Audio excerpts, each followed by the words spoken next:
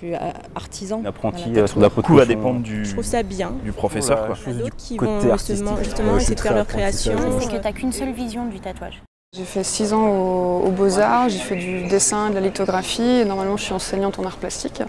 Et je suis tombée dans le tatou un peu comme ça, je me suis fait tatouer pour la première fois, j'avais 25 ans, et puis j'ai quelqu'un qui m'a demandé, qui me disait oh, « ce serait cool, j'aimerais bien que tu me tatoues ». Et du coup, ça a piqué un peu ma curiosité.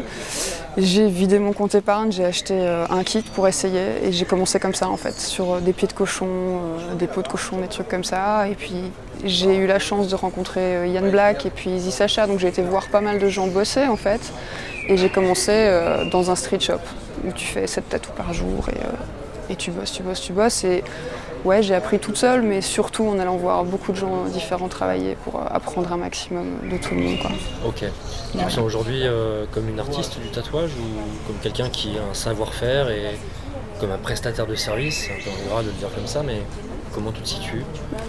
C'est difficile parce qu'il y a quand même le côté où de la profession où oui, les gens viennent te voir pour ton travail, pour ta patte, pour ton art entre guillemets, mais en même temps tu as quand même un échange avec le client, il vient te voir pour quelque chose en particulier. C'est rare les gens qui viennent et qui font tu fais ce que tu veux.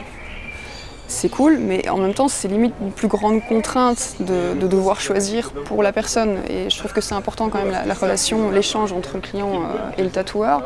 Et du coup, je sais pas, le mot artiste, j'ai toujours un peu un souci avec ça. Comme moi-même, je sors des Beaux-Arts.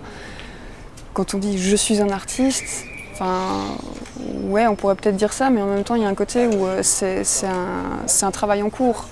On va évoluer et continuer d'apprendre toute notre vie. Donc, je sais pas, le mot artiste, je sais pas trop quoi en faire.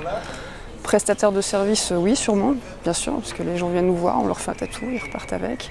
C'est un peu particulier parce qu'on leur donne une œuvre, entre guillemets, et que à partir du moment où le client sort de la boutique, on la verra plus jamais. Donc, je sais pas, c'est particulier. J'ai du mal à définir, je me pose pas trop la question, j'avoue, mais voilà. Je suis artisan. L'apprenti sur la peau de cochon va dépendre Je trouve ça bien. du professeur. Il y a d'autres qui vont justement essayer de faire leur création. C'est que tu n'as qu'une seule vision du tatouage.